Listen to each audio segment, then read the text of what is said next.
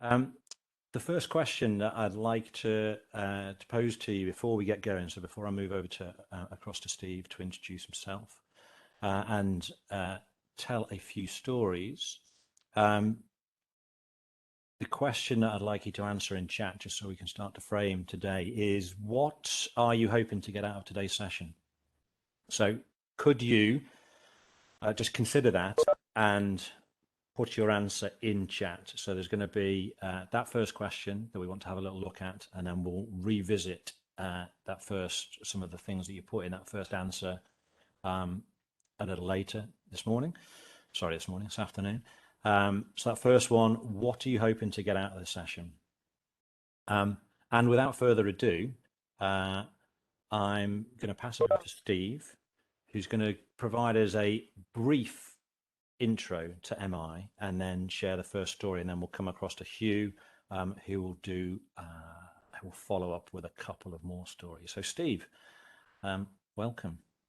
Thank you so much, Andy, and be nice to cast an eye onto the chat column to see what you'd really like to get out of this session. But meanwhile, my name's Steve Rollnick, and I'm recently emerged into sport after a career in mental health, I suppose, and medical school, and I'm loving every minute of it and learning like anything. And it's honestly a complete delight to be here today, and also to be working with Hugh Gilmore, whom I've never actually met.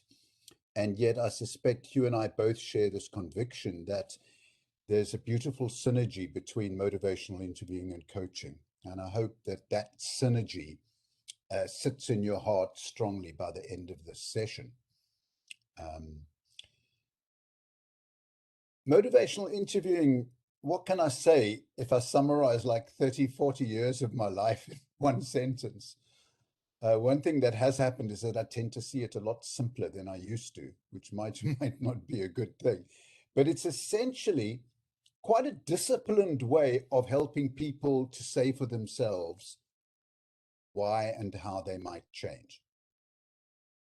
It's quite a disciplined process. And it's an alternative to persuading them why and how they might change. And for me, this started in the mental health addictions field as a young nurse in 1976, where I was in a group for young alcoholics, and the whole approach towards treating, so to speak, these alcoholics involved persuading them about the error of their ways. And one of the consequences of that was I was sitting in a group and a bloke walked out after not saying anything and shot his wife and shot himself in front of two little kids. I know it's a dramatic story, but you know, the rest of my life has been carved out following that incident. And some years later, I read a paper that somebody gave me, and my boss gave me here. This was here in Cardiff, Wales. I was a young psychologist, saying, would you like to review this paper? And it was called Motivational Interviewing. And I thought, my word, here is somebody who's had similar experiences to me and who's suggesting that if you step back from trying to persuade people to change through a difficult problem, but give them a safe space to say for themselves why and how they might change, their motivation to change improves. Hence the phrase motivational interviewing. And this was William R. Miller, and we've been close personal friends and colleagues ever since.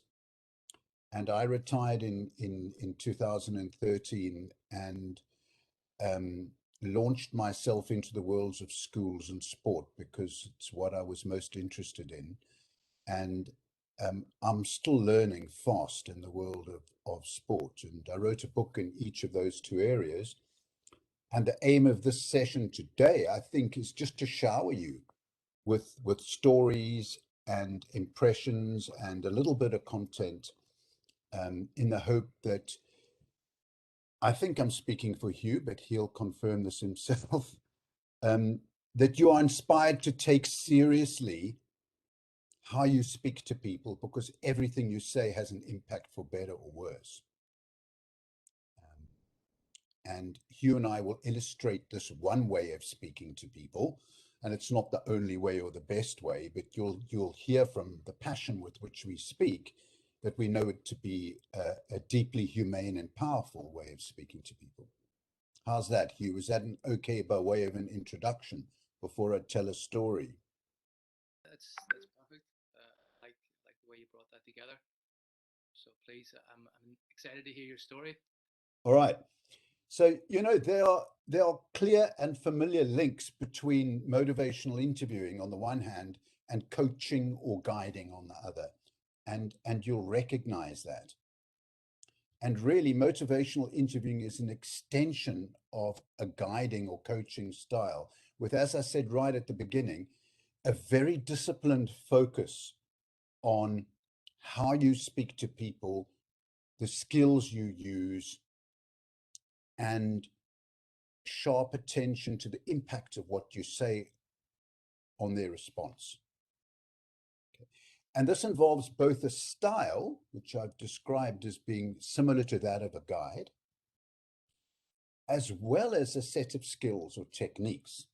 And it's the combination of that style and skills that is essentially a refinement of what we know as a familiar style of a guide or a parent or a pastor who is trying to encourage growth and change in someone else. And I think I'm hoping Hugh's going to nod here when I'm kind of being clear and stuff like that. Okay.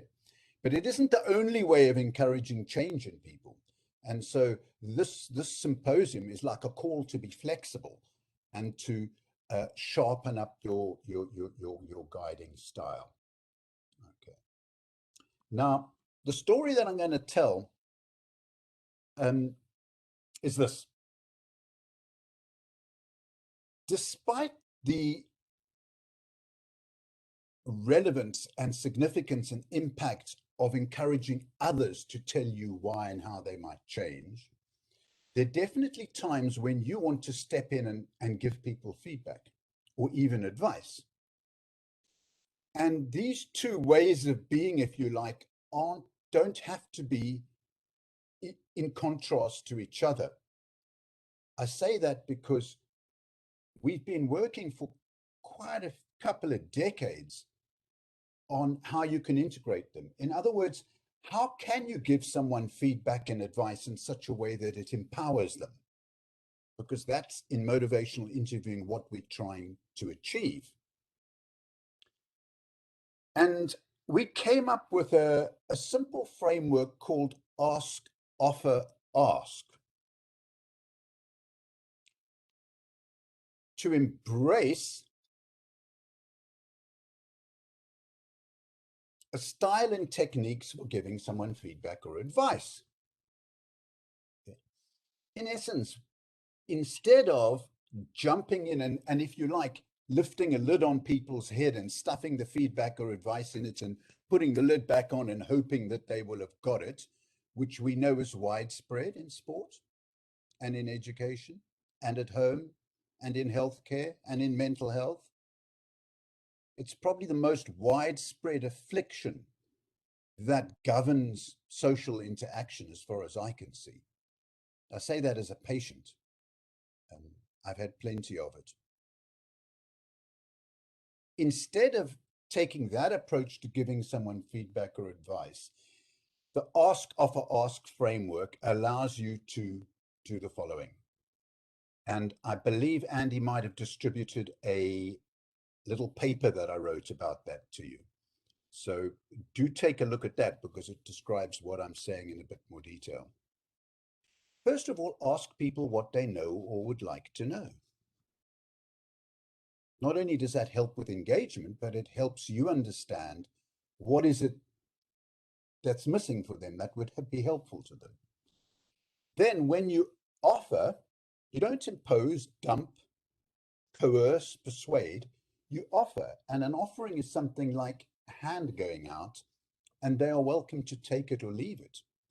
And so when you offer somebody something, they have choice, and you convey respect for them as human beings and for their wisdom about whether they want to accept your advice or information. And then, having offered this advice or information, you ask them what sense they make of it. In other words, you return to a listening mode. So in this ask, offer, ask framework, if you like, and it's a more circular process, it's not linear, most of the time is spent listening to someone. And so then it's probably not that difficult for you to get that that's quite aligned with what I say motivational interviewing is, because listening is one of the core skills of motivational interviewing, which we'll highlight a little bit later in the webinar. So I need to now tell you the story, right? So I came into sport and started working with different coaches, and this was in a Premier League football academy. I was working with a pair of coaches, and I helped them to learn this ask, offer, ask. And they were doing pretty well when one of them had what I thought was an amazing idea. It wasn't mine. What if we taught this to the players? And I was puzzled at first and thought, well, why? What is that? What will the players do? What will they be offering? And they said, well, when we have a game preview, which is a ritual and a routine in many team sports before the weekend game, they look at the opposition and they analyze it. And then the coaches usually stand up there and show them video clips and tell them what to look out for. That's a more kind of traditional, if you like, information dumping approach. These coaches thought, what would happen if we encouraged the players to use ask, offer, ask with each other?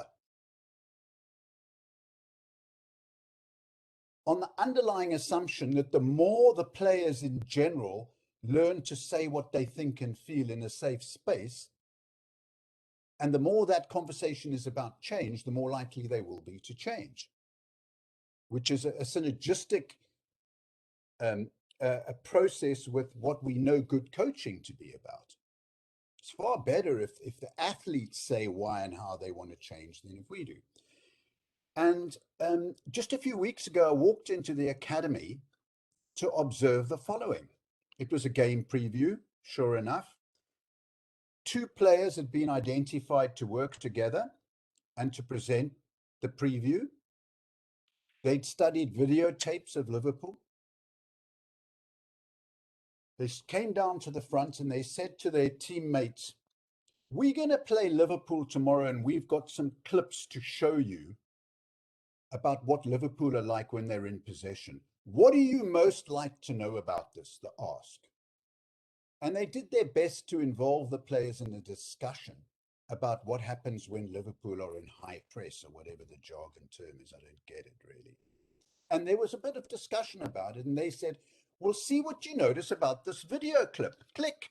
And they showed the video clip of Liverpool in high press. Then they put the video off. They didn't share their observations. They said to the team, what do you make of this now? And the guys were saying, well, I think if Liverpool are in high press, we should be doing this, we should be doing that. And these 2 players shared their observations as well. Now, when someone says we should be doing this or we should be doing that, for Hugh Gilmore and I, that's change talk. So when an athlete says, this is why I want to do what I want to do, and this is how I'm going to do it, it's more likely to predict behavior change, actual behavior change. So there in front of my eyes, I not only saw this ask, offer, ask framework come to life, but it was in a group and it was delivered by the players themselves. And I was truly moved. I was truly moved. And we walked out of there, and I reflected at the end that the coaches offered maybe 10% of the information in that session. Because I slightly oversimplified the story. the players came down in pairs and did this repeatedly. There were 3 pairs of players, and they all had a different aspect of Liverpool's play. I won't tell you what the score was if you are the next day. That's another story. But there you go. There's an illustration of something that came from motivational interviewing, very congruent with what I imagine good coaching to be. And it came to life there, empowered by the players themselves. So Hugh, I hope that wasn't too rambling, people. Andy, I'm sorry if I took a bit longer than I might have. No, Steve, we expected your short story to be slightly longer than a short story, so it's all planned in. But Hugh, can I pass to you to follow on from Steve? Certainly. So guys, apologies if I come across as I'm shouting. I've been told to use my outside voice because the speaker's a bit low, the microphone's a bit low. So if I do shout too loudly, just put your hand up and say calm down. But I'm going to tell a story about an athlete that I worked with. And basically the athlete was a CP athlete, which stands for cerebral palsy. And they're severely disabled with 2 carers. They type using their nose on their mobile phone. And I was always amazed when I got back emails back from this person with the notes that are better than my notes from the session. This person really put effort into to do their best. But my very first interaction with them, I was kind of shocked with just how disabled this athlete was. Because with CP, they've got increased muscle tension across all the muscles in their body. I couldn't actually gauge how they were experiencing life because their face was so twisted up. And whenever I was speaking, face twisted up, and it looked as if the person, the athlete, was angry with me. So I couldn't actually tell. I didn't know what his life experience was. I couldn't pick up on it from body language or anything at all. And the other thing that was very simple to realize was they needed a lot of time to speak. It took them maybe 4 or 5 times the length of time it would take me to speak, and probably even more because I'm Irish and I speak quite fast sometimes. But very simply, they never really had a conversation with somebody where they got to finish their thought a lot of the time. And that could be quite a difficult thing. Imagine if you were told you're only allowed to speak 20% of the time that you normally speak in a conversation, how challenging that would be for your existence. So as I listened to this athlete, I used the skill of motivational interviewing, of doing reflections, and specifically doing reflections where I try and use one word to express back what it is going on for them. And as they told me about how they were annoyed with their carers, how they were annoyed with the certain situations in the sport, I repeated back how they felt: frustrated, alone, isolated, unhelped. And with each word, guy opened up more and more. What this got down to was that while this athlete was absolutely indebted to his carers, couldn't turn around, tell them to F off when they were annoyed, because he needed their help. He couldn't speak up and challenge them because he was so afraid of losing them. Because that was his life. He was trapped in this benevolence from these people. And what I did with him when I did these reflections is I did the fundamental thing with MI, is I connected to his existence.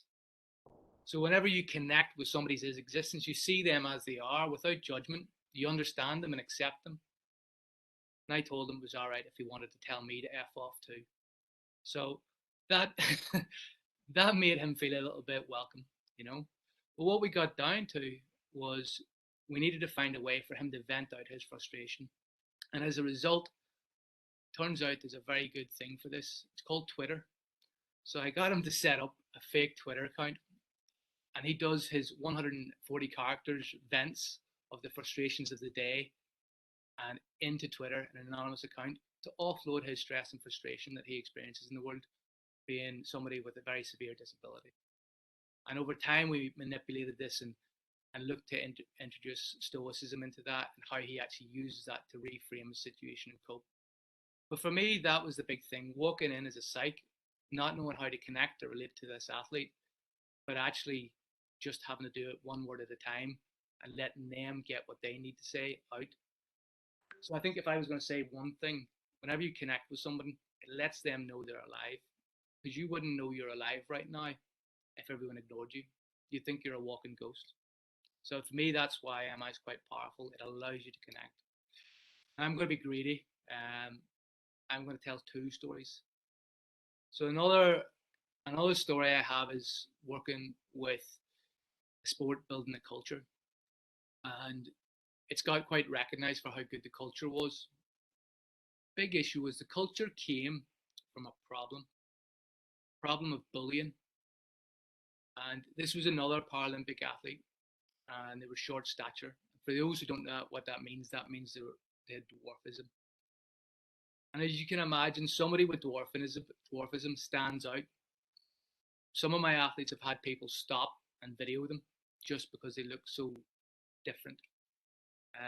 And that's their experience of life. But you can imagine how that shapes your experience coming from childhood right up into adulthood. And therefore, most athletes in the Paralympic side are slightly more vulnerable to mental health issues. And this guy was having a particularly bad day. And as training was going on, he was doing worse and worse. And to the point where he got up and he said to me, "They're laughing at me. They're talking about me." And I was like, Who's laughing at you? Who's talking about you? And he pointed at his other athletes in the team. And I didn't see that happen. I was sat there and his view of the world was different from mine. So I actually filmed it. I filmed it and recorded it. And I realized, no, his view of the world is wrong. I have video evidence that these guys weren't laughing at him. These guys weren't poking fun at him for having a bad training session. These guys were shouting and cheering, but so was his view of the world, that he couldn't handle that he was doing a bad job in training, that he had to offload that guilt and shame to other places and give it another place to live.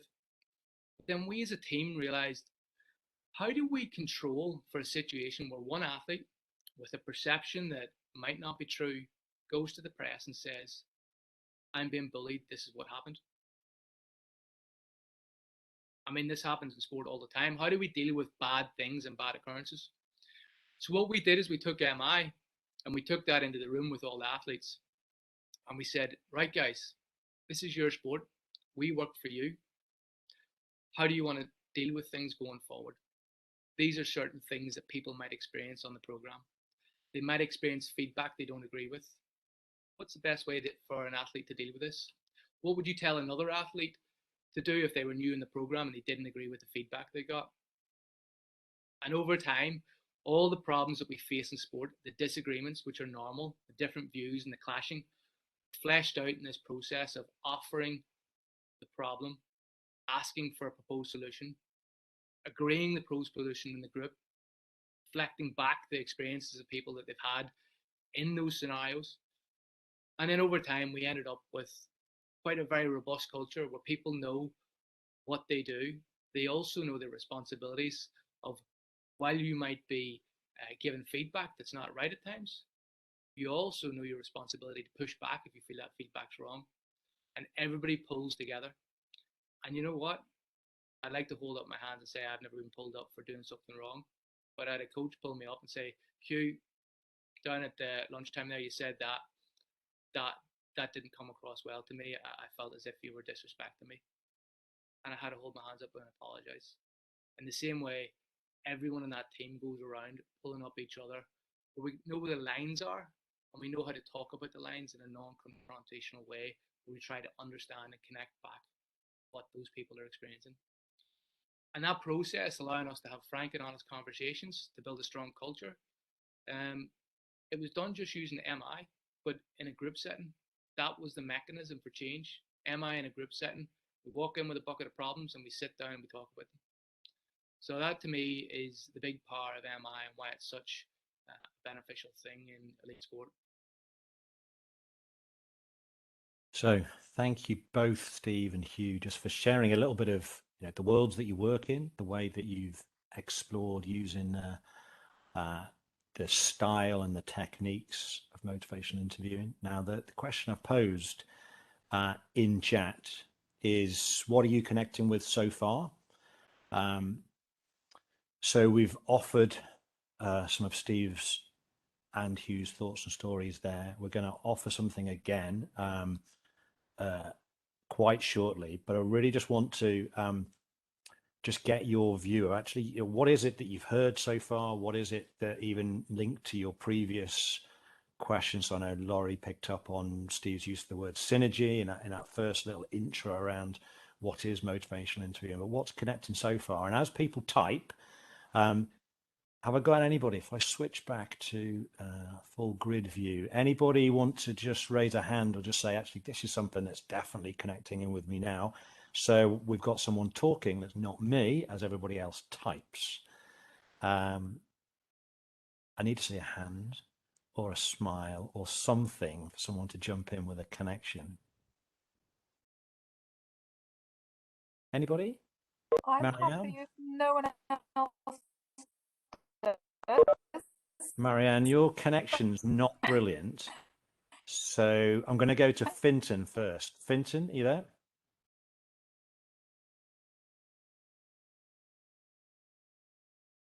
Can you hear me? Yes, I can. Yeah, thanks Hugh and thanks Stephen. Really good. Because what I'm seeing in it is that in the group situation, as Hugh said, bring a bucket of problems.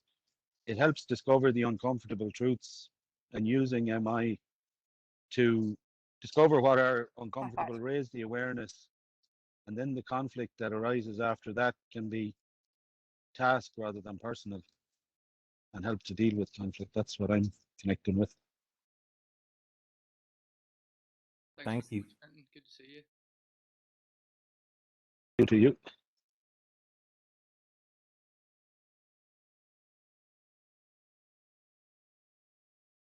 Paul, do you mind? So you shared already in chat. Do you mind just expanding on that? So what was you thinking behind the conflict situation point?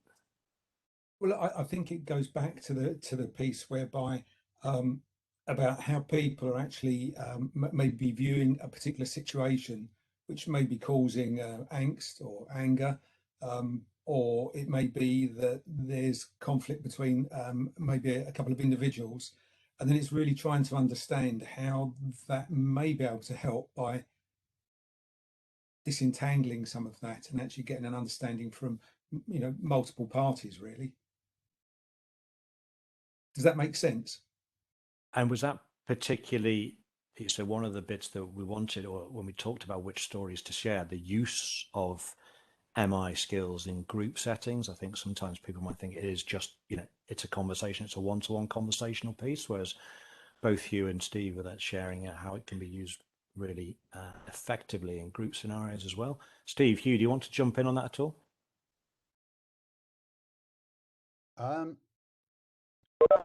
I've got to worry about the way this conversation's going. Can I share it with you? It's getting to sound a bit complicated to me. In that the scenario, actually, looking back, the scenarios you and I have described are quite kind of challenging, you know? And my feeling is that, look, a conversation about change, when it's governed by the use of motivational interviewing, is very simple. In fact, it's such a simple sounding conversation that it feels like completely normal, and it's sometimes hard to work out for other people, well, what's so special about this? And so that's a thing of beauty, and I feel like I want to speak to that for, can you give me 2 minutes, Andy? I mean, we know that it's going to be 5, so that's fun. Okay, I'll watch it. I promise it won't take more than 2 minutes. You know, I've said that the aim here in motivational interviewing is to get the person to say why and how they might change. What we haven't described is how you do that. And besides having a mindset of governed by curiosity and compassion, the techniques we typically highlight we use the acronym OARS, O-A-R-S. So you would ask open questions. It's very simple. And then what unfolds is a little bit like a musical score, in which the melody doesn't take the form of one question after another. It's perhaps an open question followed by what Hugh called reflections. 1, 2, or 3 reflections, followed by an affirmation, which is an alternative to praise in our world. And if the conversation's long enough, you might summarize what you've heard the person say. So that is a simple melody, and it's not one governed by, it's not discordant, and it's an easy conversation, easy everyday conversation to have, but it is skillful. It's simple and it is skillful. So, you know, there you go. I've taken less than 2 minutes, Andy, to describe what a conversation governed by motivational interviewing might look and feel like. It's not too complicated, but you've got to get out of the way of the person while they say for themselves why and how they might change. And these skills are there to help you do that. So can I throw in the big thing about these skills is that it's what these skills show. Whenever we ask people, how do you listen? Some people say they turn off the phone. Some people say they sit with the person. It's like, how do you listen? Whereas what the skills of MI do, the OARS, the open questions, the affirmations, the reflections and summaries, the open questions engage, the open questions evoke, and they focus us depending on what type of open question you ask. The reflection shows the how of listening. Reflection is how you listen. You're demonstrating that by putting back to them what you're hearing. And the summaries again show the how of listening. And the affirmations show that you see something beyond what that person sees in themselves, just slightly deeper about who they are as a human on the planet. So when we think about these simple skills, it's because these simple skills allow us to live these fundamental elements of MI, which are showing partnership, showing acceptance, showing empathy, and then compassion. So those skills, while they're simple, it's because they attach to the bigger meaning below the conversation. So I am trying to keep track of what's going on in chat, which is great, and we'll try and revisit some of these. We have a little bit of our second offer. So from covering the stories that Steve and Hugh kindly shared earlier, we're going to do a little bit of a demo now, which hopefully will make some more connections with you, possibly for things to explore as we move on throughout the session. We're going to thank you, Jenny, for you didn't volunteer, for accepting my invite to participate here. So we're just going to provide a bit of a demo of these skills in action. So Hugh is going to be doing the motivational interviewing, but although what we're looking at is the context of our world. So the situation we're going to have a look at is Jenny is a WSL football coach, Women's Super League, so not a million miles away from what Jenny actually does. So she's got an understanding of that context. The background to the story is that the general manager of the team, so Jenny's team is on a bad streak of results, and the general manager, Terry, has decided to bring in Hugh to stop the rot, in inverted commas, to provide some help for Jenny. It's also been sort of unsolicited. So the general manager decided that this support is basically what is needed. And we're going to see how that evolves. So see how Hugh would approach that and actually just let you see some of these skills in action. Steve will chip in afterwards, possibly might even follow on, but we'll see where that goes. So what I'm going to try and do is move Hugh to stage and move Jenny to stage.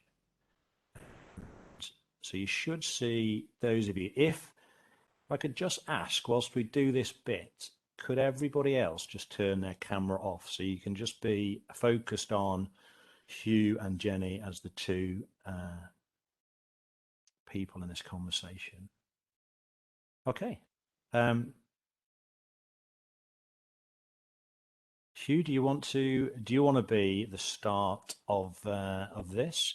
So imagine you walk into the room and Jenny, the person you're working with, is here. Okay. You ready, Jenny? Yeah. 3, 2, 1. Action. Hi, Jenny. How's things? I'm Hugh. I'm the coach developer. Look, just before we get started, I'm really excited, but also I just want to say, number one thing here for me is that I work for you. You're my boss. How can I help? Oh, Hugh, it's nice to meet you. Geez, we're really busy here. Sure, I don't know if you saw the results from last weekend now, so we're on a bit of a conveyor belt, but it's good to have you here. Is it me you're working for, or I know Terry was saying someone was coming in to kind of have the silver bullet because we've been on a losing streak. So how much kind of confidential stuff do we have here? Because I haven't had a coach developer before. Okay, well, look, anything you want to keep confidential, we can definitely keep confidential. And also, I don't really believe in silver bullets myself, because I think you need a silver gun to shoot them. But the thing is, like, you know, you're in a losing streak and you've been committed to your athletes' needs. I would really want to know how you remain so strong and committed over this last while, despite facing this difficult time. Oh, sure, listen, even those words, that's like a breath of fresh air, Hugh, hearing that you acknowledge it's difficult. Like, do you know football, Hugh? Like, do you know kind of how it operates? And, you know, Let's just say I don't. I mean, there's so many demands coming from everywhere, and like I've had success before, and the system of use, I think it's the players, you know, the penny hasn't dropped with them a little bit, and they're looking for, you know, problems to be solved. There's always a new idea coming through the door, and I just feel like, you know, we're playing a game every week and things are moving. We have our weekly meetings, and now Terry's coming, and no offense, but he has you in front of me, and you know, I hope he can help, and I hear by some of your words there might be a little bit of a positive help, but yeah, I don't know what kind of help you can provide here. You're balancing loads of demands, and actually the players are doing their best, as are you. Terry doesn't understand. I don't think he does. I don't think he does. I'm on the grass every day, and I'm in and out of the different environments with the players, and I'm listening to stuff that's going on. But I don't know what's happening. It's just not materializing in games. You know, maybe they're not physically fit, or maybe there's a mental block there. You know, like some of the players just put their head down and get on with things, and I think I've been trying to do that as well. But I do feel the pressure, the kind of big brother eye on me all the time. You're worried about what might happen. Yeah, well, listen, last week I saw two teams just get rid of the manager. You know, they're further down the table, so I think we're a bit safe for now, but everything is on points on the board. And yeah, we're trying to have a look and see if I can connect with the players and understand how they're experiencing it. And but then sometimes I don't. Let's be honest, between yourself and myself, sometimes I don't know what the relationship with the players and myself is like, because we're trying to get through the sessions and the games. But you know, I feel there's a trust thing. I feel like I'm not trusted to do it, but I'm also nervous that just like that, my job could be gone. So I don't want it all to be on the points on the board in the end of the week, but I have to keep roof over my head. You need trust from your players and trust from Terry. Yeah, I do. Yeah. Proving difficult. Yeah. Yeah. I think I have it with the coaching team and maybe some of the wider staff, but I don't know if we have enough opportunities to maybe talk about trust. I mean, it isn't something, again, kind of the football, like we don't speak about trust. We're not really putting our hands up to say I made a mistake, because geez, mistakes can be widespread. You know, they can be taken up differently. Everyone makes mistakes, but it's time to talk about trust among the team. What would that look like for you going forward? Well, I try to do with the players when we have different sessions. I'll ask questions. They're not very forthcoming with the engagement. So I maybe probably don't do it enough, and I probably don't share enough of my view. We probably just get stuck into the stats and the video stuff, you know. I could, I'm saying I could have a chat with Terry, but that's a big thing. It's a big chat for me to sit down. We do sit down about certain things on a weekly basis and have a chat, but I don't know if I'll be heard, and I don't know what that'll do to my confidence if, you know, if I keep going back and I don't know how to get my message across around the trust, you know. In one hand, you don't like the situation you're in, but in another hand, you don't want to have the conversation with Terry. It's like you're caught between a rock and a hard place. Yeah, I kind of feel though he should have trust. Like he's employed me to be in this role. Mm-hmm. You know, Good enough. And I'm starting to think that about myself. And I don't know if it's going on to the pitch, and you know, I know how I've done stuff in the past, and I haven't changed from that. I'm going to keep doing that and believe in myself. But now I don't know if, you know, when the results aren't coming in and social media is on all over the place, I don't really know if I'm doing a good job. And I really do want to have that conversation. I'm just nervous that if I show that I'm a bit vulnerable, there might be a bit of a finger point or a blame somewhere. Okay, so you don't want to be left exposed, but at the same time, this conversation could be beneficial if you had it with Terry. I think it could be. I mean, do you think he's brought you in to be the middle person? Do you think, you know, are you going to do some work with him? Jen, it's not my place to make promises, but what I could do is I could try and help by maybe role playing how you could put across whatever messages it is that you want with him. What are your thoughts on that as an idea? Role playing? Oh gosh, no, I haven't done that before. But I mean, if you think it would be useful, I definitely could practice speaking out loud some of the things, because I haven't even done that before. Having a chat with you, I don't have anyone at home. I work long hours, so yeah, it might be. Jen, can I offer something? Yeah, that'd be really helpful. Yeah. Do you know what? I see somebody who, as you say, is on the grass every day, putting in the blood, sweat, and tears, caring for their athletes, and then also caring about what the results are as well. Like, you're really committed to these people, and at the same time, you care about producing a performance for Terry and the club. Maybe it might be time to care about yourself also. Sure. Coach role, isn't that what you're supposed to do? Isn't that how it is? You're supposed to work long hours and you're supposed to, you know, sacrifice a lot of things. It's the price of the ticket to get from where I want to go and where I am. You know, to be honest, there's part of me that feels that, like, is this a really big step? Is it beyond what I'm able to do? And then the other part is, well, if I don't share what I'm thinking in my voice, I don't know if I'll ever have mended that relationship. So, I mean, you know, does a coach developer fix the technical stuff? Because I'm fine in that area. I'm fine in that area, you know. So it's the trust and the relationships is what you really want to get out of this with me. Wow.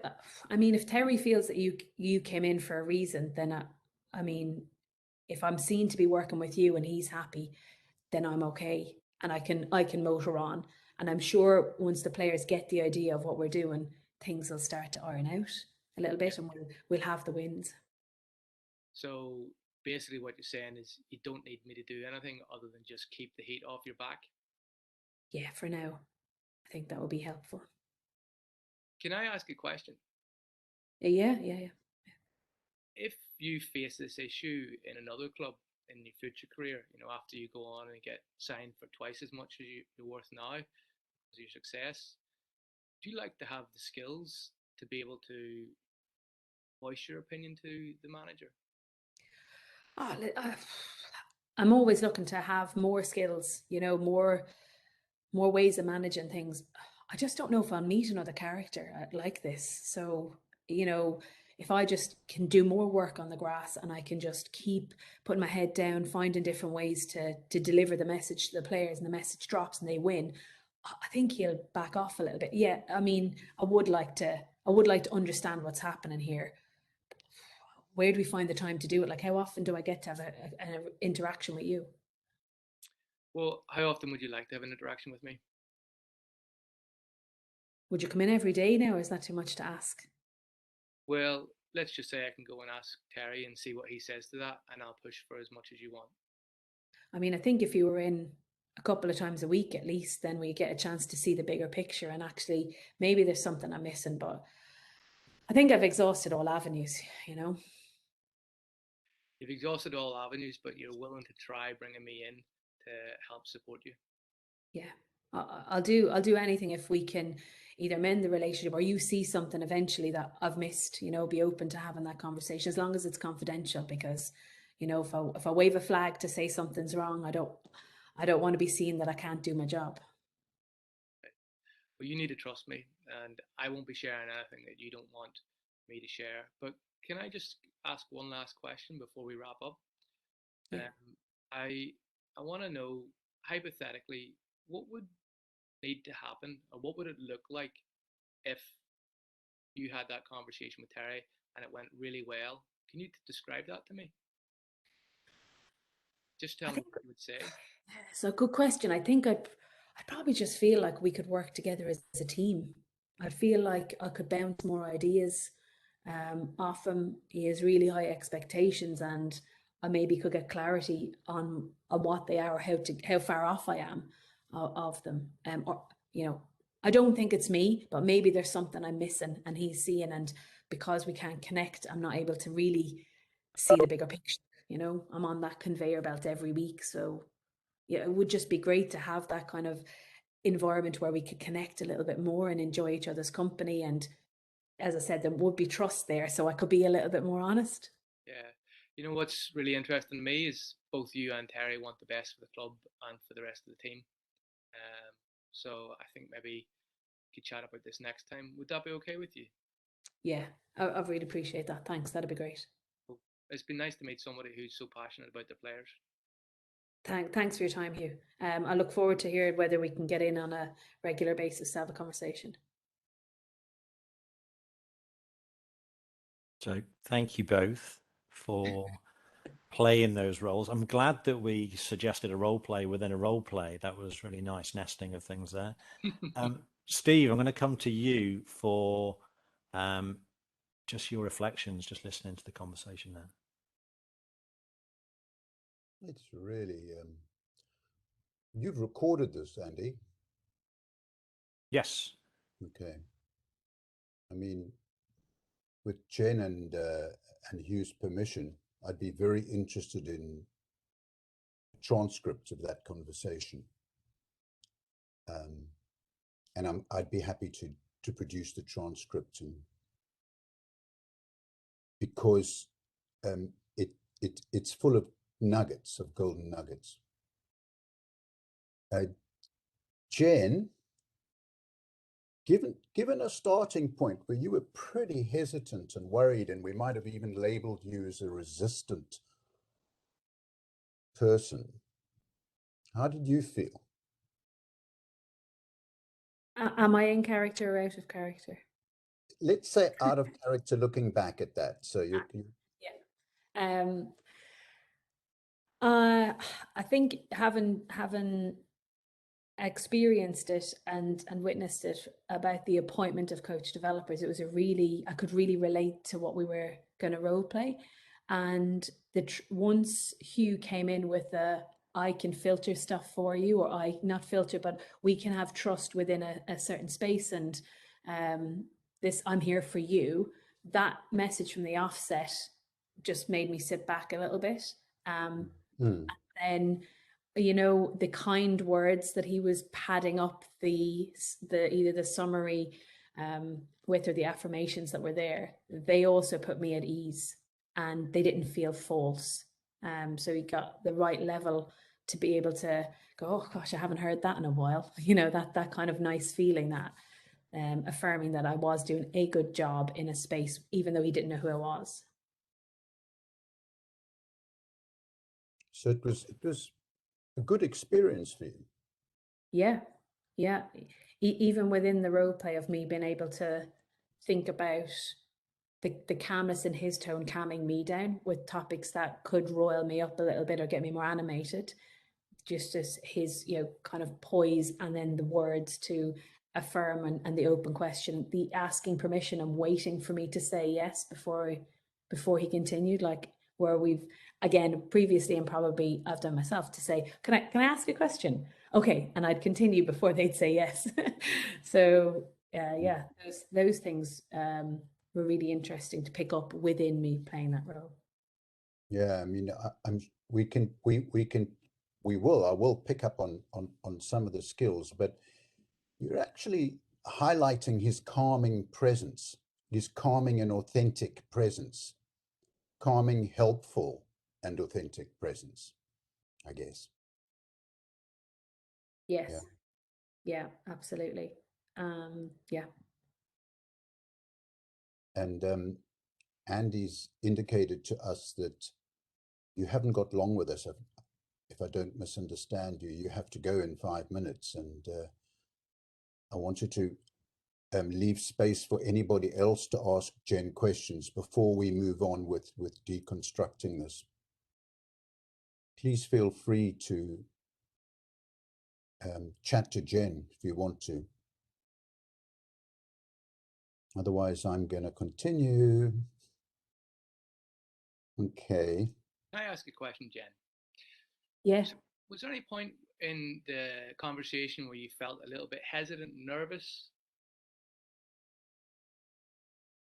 The immediate feeling is no, like as in what I wanted to give back there from a memory point of view. I think there was a hesitation in how much I'd share, but at each opportunity for you to engage with me, I felt I could give a little bit more. So I found even at the end of the conversation, I was willing to maybe admit that there's some stuff that I'm blinkered to, and it wasn't all about, Terry appointing me in, and I got over the fact that somebody wanted to fix the situation into, well, actually, maybe I've missed something. So there was, I felt I could be more open with you and more vulnerable, and have that So, maybe I hadn't shared with somebody else before. yeah, so it's not just an experience of a couple of magic words and a good start. It's a consistent approach throughout the entire conversation. Yes.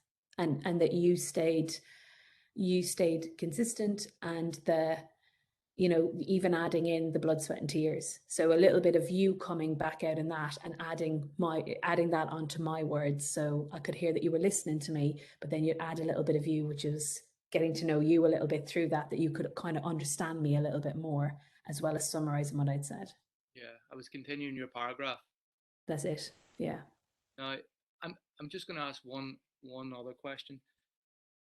I felt as if there's a certain bit where maybe you were trying to hang me up a bit with committing to something with Terry, and you were wanting me to, like, be the fixer. Did you feel that at all? As if like, oh, what can he fix for me, and how can he do that for me? I said I wasn't going to make any promises. Did you get any feelings around that? Yeah. Again, probably linking to your past experiences of a blame, like, oh, if something's not working, then someone has to be the finger pointed at. And so I did reel myself in a little bit, and so what, is Terry going to have this experience too? Is he going to know what's happening, because there's two of us involved, which is a little bit of me building back up the defense, and not wanting to be vulnerable or not wanting to take all the blame for what's going on. So yeah, I think you adding clarity even to how it would work and how often, and not saying no when I kind of cheekily asked for daily, whether that was a cry for help or it was testing the boundaries, you didn't see it as a problem. I'll go and check. So even how you responded to that just calmed the situation and had a nice touch to it. Thanks very much. No, thank you. Enjoyed it. Jen, I know you've got to go soon, and thanks, eh? Thanks so much. I always find these valuable, and your work, both of you. So appreciate the opportunity, and sorry I can't stay longer. Thank you very much, Jen. All the best, Right. Jen. Hugh, how was it for you, my man? I went in with the approach, and I've written down my first two opening lines. of you're my boss, I work for you, how can I help? Yeah. I say that to every athlete that I work with, every coach that I work with, everybody that I work with. I say, if I do something, you're my boss, I work for you. Yeah. And I think to me that's a statement of intent that I'm here to work with you. It's the partnership entry. Yeah. And then the other thing is I've written down here is this is a little bit of a difficult experience for you to have. I can't read my writing. For you to have remain so strong and committed to your athlete's needs. So straight off the bat, I'm going in with an idea of what's the good I see in this person. There must be some good. They're an illusion streak, but actually, even if you're in a losing streak or you're struggling through something, the fact you're struggling is something to affirm. Yeah. And I'm affirming her commitment to other people. Yeah. Which is a bit deeper than just you Yeah. work hard. And when we look at the transcript of this, if we're lucky enough to do it, we'll see that affirmation from you delivered right from the off. And I noticed it. I wrote it down myself. And beautiful illustration, not just of the way you're looking at this conversation with her and the message it conveys to her, but it's a beautiful illustration of the difference between affirmation and praise. Yeah. Affirmation is something that is a deeper statement of admiration for someone, even in tough times. I thought that was really beautiful. Hugh, your state of mind struck me, your mindset, if you like, or the style you were using struck me as very consistent with MI, with motivational interviewing. And I use this rather silly idea about 6 C's, the 3 things you hold on to and 3 things you let go to kind of capture it. And I don't know if this makes sense to you. The 3 things to let go are clutter in your mind, complexity, and cleverness. I didn't get the impression you were victim to any of those afflictions. And the 3 things to hold on to are compassion, being calm, and curious. And I noticed those 3 in spades. I quite like that. I think for me, from my experience, there's a degree of pressure. And I think of this when I have any interaction with any person where it's a work conversation. There's a pressure to get somewhere, and there's a pressure to be effective, and there's a pressure to do. And there's also a pressure whenever the person says something and you think, that's the golden ticket.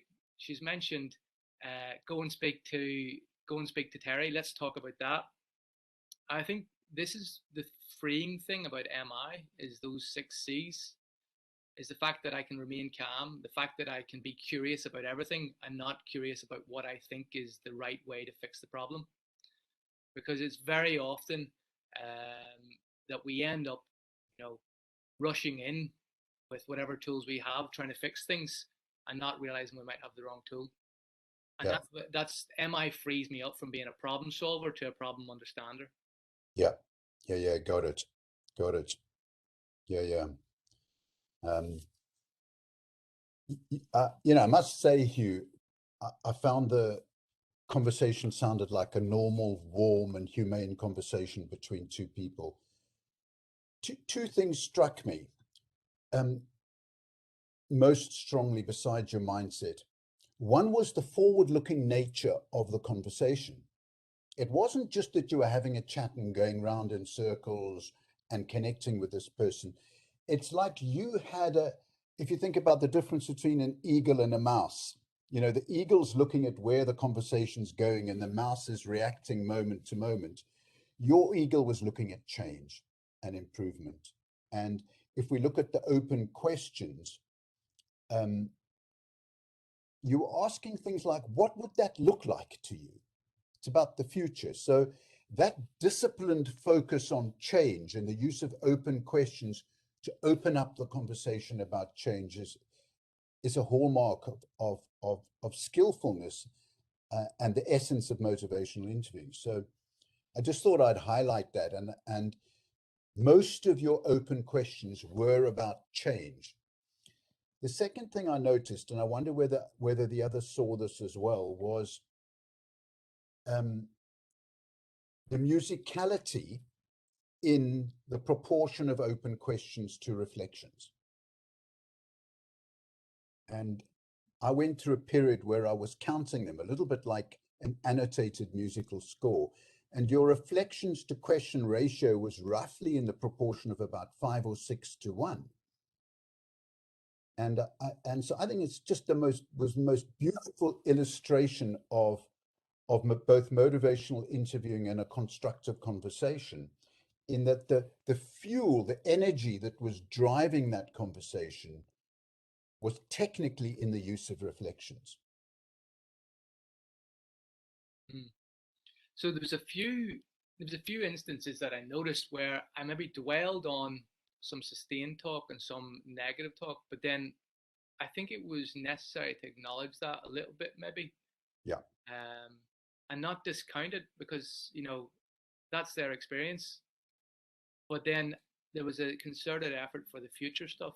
And I found, do you know what was interesting? I used the double-sided affirmation of, you've got this rock and this rock and here, and you've got this hard place here, and you're caught between the two, what they are.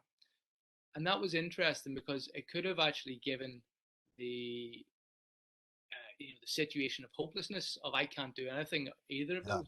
Yeah.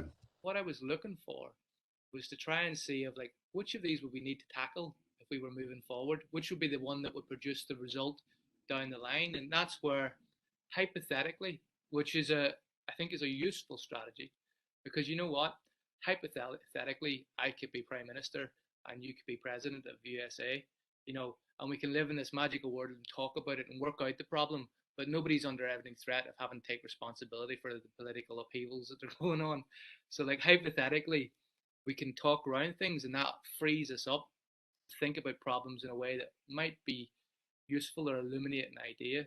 So I think externalizing the situation into a non-threatening place, hypothetically, is a valuable approach there. Steve, just to jump in it, whilst you're discussing, you mentioned the bit around not jumping in on the one particular thing.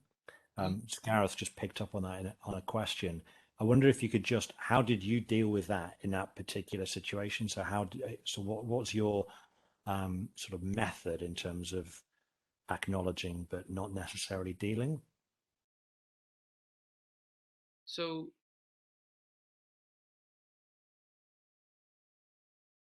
I suppose the thing is, I kind of knew, given the brief of the role play, that the Terry thing would come up. I think the thing is that fundamentally, I can't move unless the person I'm working with is moving in that direction. So you have to listen and hear, do they move? Just because they say something doesn't mean they're moving. They might highlight something, but it doesn't mean they want to move that piece or move towards that issue. It just might be highlighting it. So it's about listening out for maybe I could, maybe that might be possible. This sort of like vague descriptions of what a possibility of the future might be. And that's the point when you might explore something.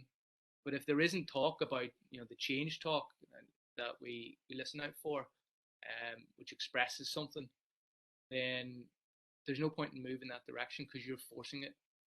So I'm not too sure, Steve. Would you agree with that? Or is there a different way you would, other than me just saying you just keep your mouth shut? The simple answer, as Steve would say, the simple answer: keep your mouth shut. Yeah. Gareth, if you want to jump on, feel free. Does that answer your question? Have you got something particular in mind? Do you want to explore it a little further?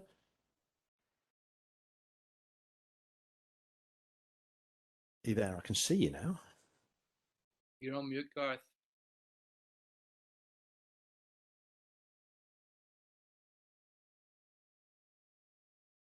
Still You're on mute. on mute, Gareth. I think I can. We'll wait for There him. we go. Should be able to hear now. Gareth? We can't hear you, buddy. You look Well, animated. let's hope you can type quickly, and if we've answered it, then no worries. No, Mike's not working. Well, Gareth, if you've got anything further to add, stick it in chat and we can. I'm going to add something else there, Gareth, for you. The big thing is that I'm not the fixer of the problem as well. It's like when you have the idea of, that's it, the first thing you need to say to that is, that's not it. There's loads of other ways to skin this cat. So, and the big fear that we have when we enter into any conversation is that person said the magic combination of words, and I need to say back this magic combination of words, and everything hinges in the small, tiny, fine point. And it doesn't, because you can always say, do you mind if I just go back to what you said 5 minutes ago? Like that's it. Do you mind if I just go back? You mentioned that. I'm really curious. Let's talk more about that. And you can say that to them over a text message, over a phone call 2 weeks from now.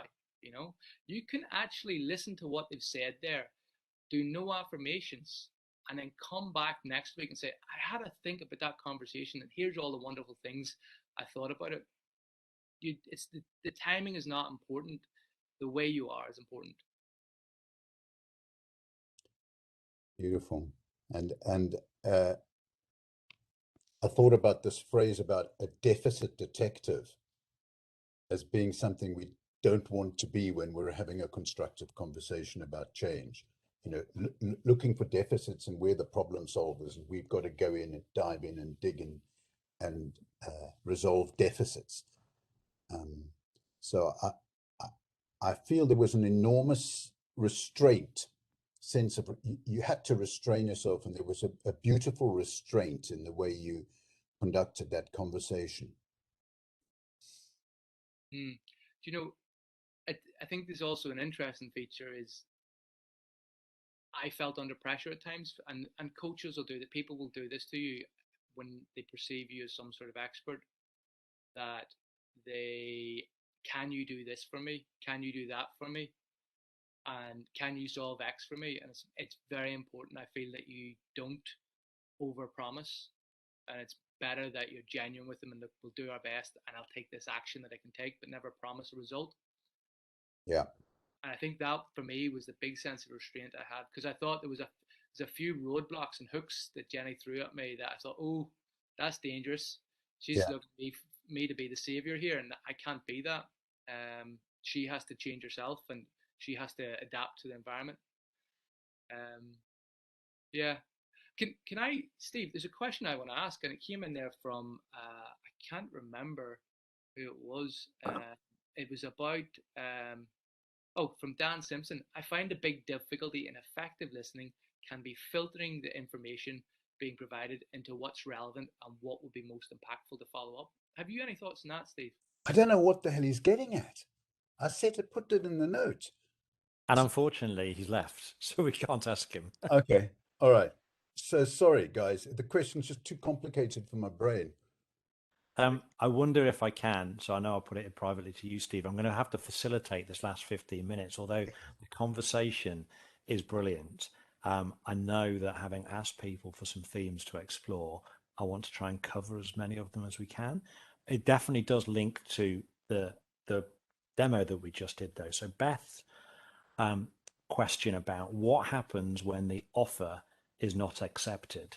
So I suppose, Hugh, you offered on a number of occasions through the conversation with Jenny, and she was kind enough to say yes to all of them. But in your range of experiences, when people are reluctant or downright refusing to take that offer, what do you do? So first of all, the first offer is seeking permission to offer something. If they say yes to that, then they're invested in what you have to say next. And therefore, that's why it's critical to say, do you mind if I offer something or offer an observation? I'm curious what you think of this. Is that okay to tell you?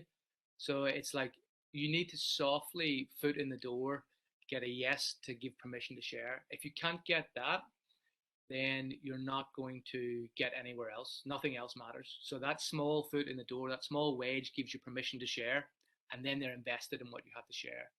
and then the offer is genuine, you don't care if they spit that back out and they say that's definitely not for me, and that's perfectly fine, because what you want to do is you're curious about why they think that about the offer. Why is it they don't want that? So I always use spiky opinion idea.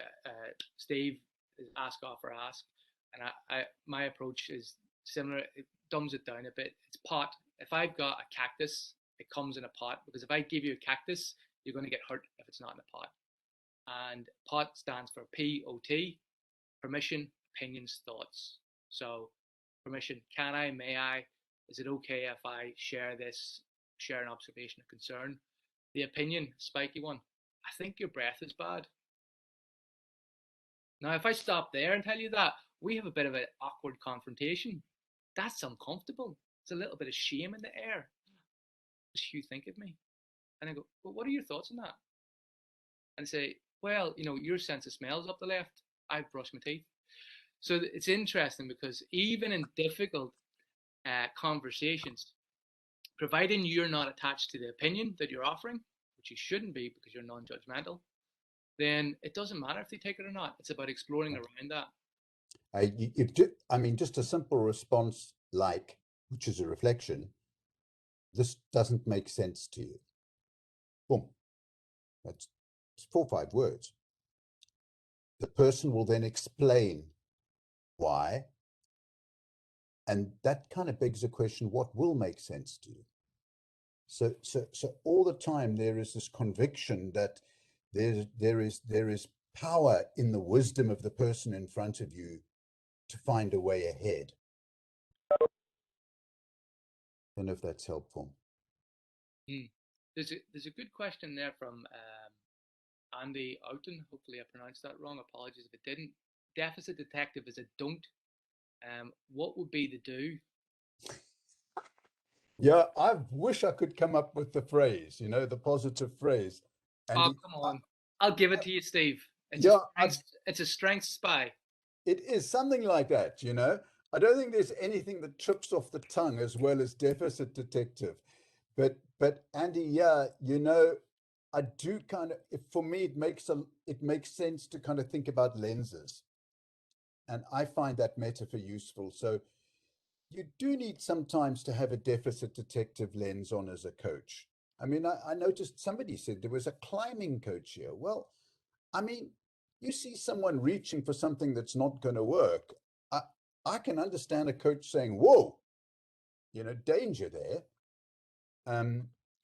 However, if you could put strengths lenses in front of the deficit lenses and see both, but start with the strengths, that helps you avoid just looking for deficits, Andy. But I don't know what the word is. If I could find a simple alternate, you know, flip side phrase for deficit detective, be wonderful. That could be the role for social media after the session. Our task. Strength lenses, Andy. I agree. Yeah. That's all I can. I do use that. Yeah. The second, because on the what's connecting with us, 4 or 5 people just talked about feedback and use of MI skills whilst giving feedback. Now, I know in conversation prior to this, Steve, we spoke, and that's one of the reasons why we shared the little article that you wrote. I wonder if you could just expand upon sort of almost like your where that came from, what stimulated you to write the piece. I know it explains it a little bit, but just a little bit more of the story around that and how you found it, what you've seen in action and how you found it in practice. Yes, I suppose there's 2 answers, Andy. One is I was getting sick of writing books and noticing that people don't read books. So I just produced this simple summary. And I produced another one on connecting, Andy, which I was about to send to you. So I'm going to write these like little summaries and just send them out there. So that's one reason, one story. But right at the beginning, this is back into the middle 80s, I noticed a research paper that William Miller produced with some colleagues, in which problem drinkers came into treatment and were given feedback. They all completed this assessment schedule, all of them. And the idea was to give them feedback about this assessment. And in one group, they did it in a routine manner. This is what the results mean, blah, blah, blah. You are drinking that much more than the average person, blah, blah, blah, blah, blah. There's a good chance your liver's damaged. In the other group, they did what Miller called listening, but I called it ask after ask. They said, here is a liver function test result, and it's this. What sense do you make of that? And so I noticed way back then, and that's where I came up with the ask after ask framework. What they found was that when the feedback was conducted in that way, people, the group that had that experience stayed in treatment longer and were drinking less 6 months down the line, just because of the way the initial feedback was handled. And I was gobsmacked by this and eventually came up with this ask after ask framework. I've since seen practitioners of all kinds use it. You know, it's as much a way of being in an attitude towards someone as we picked up from Hugh's discussion, as it is about the techniques you use. But it's synergistic, it's both. And you ask permission, and an offer is really just an offer. It's nothing more. You know, I think the big thing about ask, offer, ask, and where this comes from, what's the alternatives? The alternatives is telling somebody, and everyone here has probably been to a curry house, and they've probably ordered a curry, and when the waiter brings out the hot metal plates and sets them on the table, they say, don't touch, they're hot. Everybody reaches out and touches them because they're hot. They say, oh, you won't tell me what to do, I'll find out myself. And we all end up with burnt fingers. So I think the difference is that, you know, the only alternative is to try and tell somebody something. And your own lived experience is that when you get told to do things, whether it be by your parents, your boss, or your manager, or by the waiter telling you not to touch the hot things, you'll actually do the opposite. You'll push against it. At least that's my experience, and I've got a lot of burnt fingers. So, yeah. And we also know that if you have a very good connection with someone, you know, we do have to wonder about, are there other ways of being, and under what circumstances does telling someone work? And it does sometimes. And I think, you know, what Hugh's identified is the most common kind of reaction. But, you know, that waiter doesn't have a very good rapport with you. And if you've got really good rapport with somebody, I do find sometimes you get this feeling that trust is so powerful that you can just say, go for it, do that, and they do. And I wonder sometimes whether that isn't what underlies a sort of almost hypnotic impact that some of these ex-players have in team sports. Famous ex-players who become coaches, they've got this kind of aura, hypnotic aura around them that kind of generates compliance and adherence. So Steve, what's his name, who's at Aston Villa now, he's got this aura. What's his name? I've forgotten. He was a midfielder. He's got this aura. I watched him. He's got this aura about him. And I imagine if I was a player, I would go, yeah, okay. You know, and I think there is that dynamic that gets played out in many settings. But I fear that's exceptional. Sorry for the rant, Andy. That was a bit of a sideways rant. Steve Gerrard is his name. Thank you.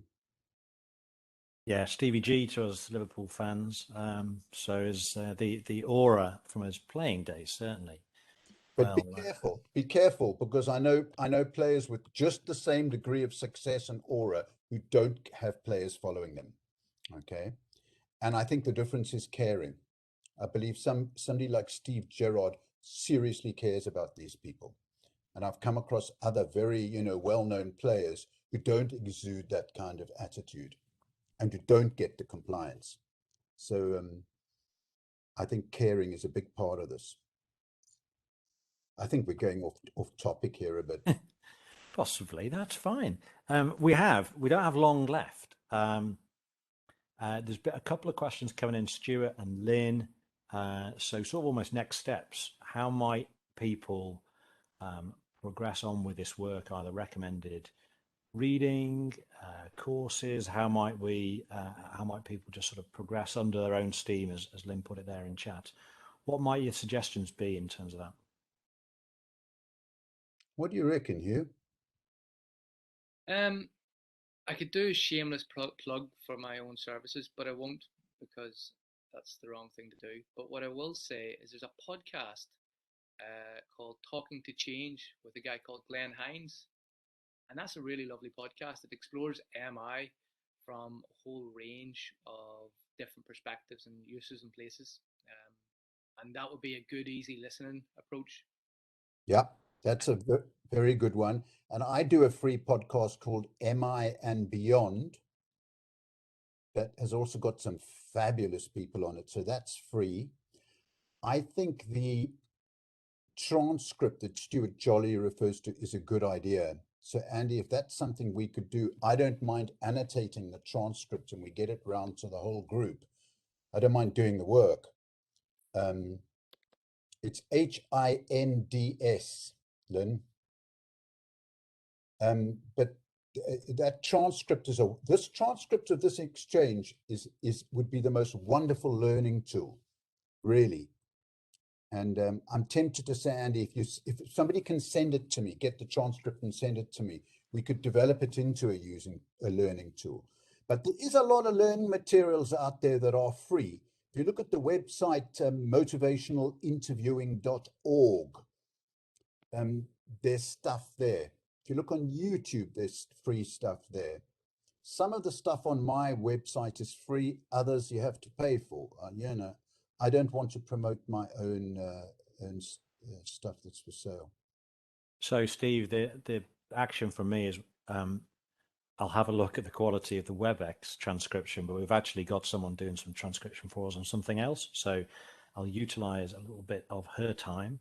We'll get the demo, so probably the 10-15 minutes that Hugh and Jenny did. I will ask both of you to annotate that with thoughts, as just highlighting some of the affirmations and the reflections, and then we'll circulate that round as almost like a case study share of what we did today. So that will be something that we can then circulate to the whole of this group, and a really useful resource, hopefully. Yeah, and sorry to interrupt you, Andy. We're not just talking about acquiring knowledge, which is brilliant, which absolutely can be really important. But could I offer this word of encouragement?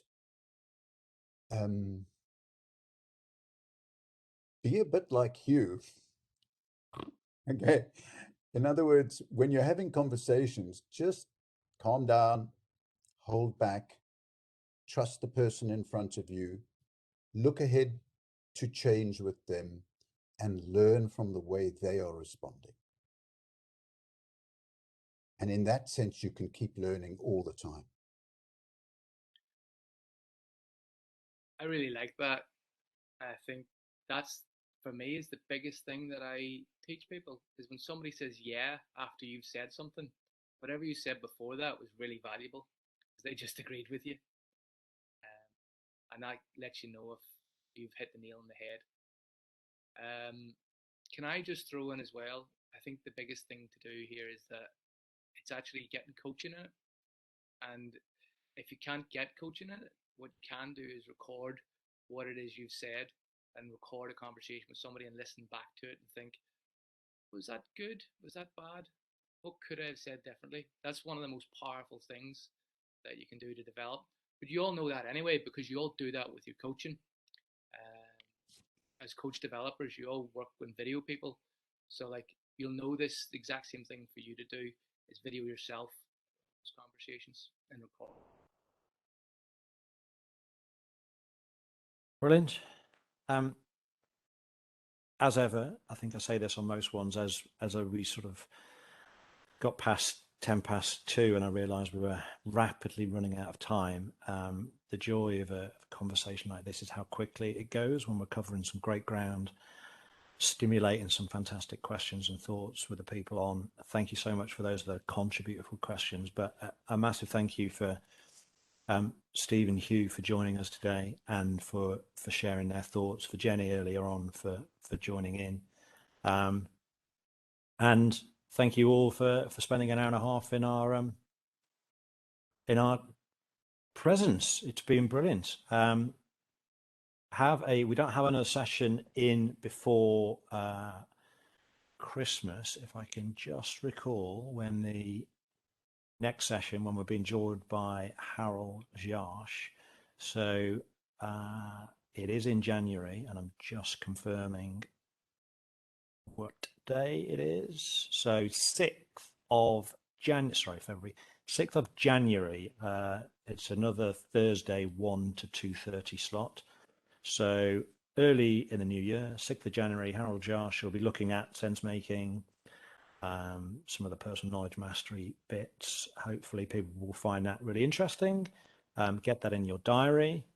Whether the automated message comes to you or I have to follow up with my own safety net of send you a mail with the link, I will do. But thank you once all. Thank you again. Have a great Christmas when it comes. Enjoy some time to yourself and with family, and we will reconvene again in the new year.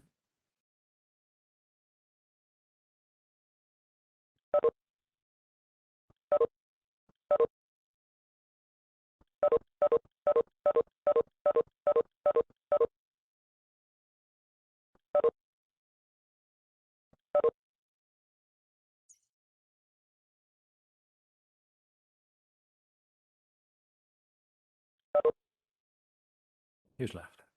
Okay.